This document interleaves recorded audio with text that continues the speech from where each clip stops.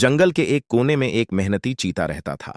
वो रोज अपने शिकार के लिए निकलता और शाम तक किसी न किसी जानवर को पकड़ ही लेता। एक दिन उसने एक खूबसूरत हिरान का शिकार क्या और गोश्त लेकर जा रहा था कि सामने शेर आ गया। शेर गर्राया और बोला, ये मेरा जंगल है और इसमें शिकार भी मेरा। चीते ने खौफ से अपना गोश्त छोड़ दिया और सारा गोश्त छीन लेता। चीता बहुत परेशान हुआ।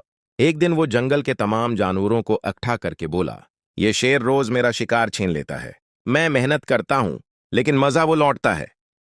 सब जानवर चुप रहे और एक बोला, चीते भाई, हम कुछ नहीं कर सकते। शेर जंगल का राजा है।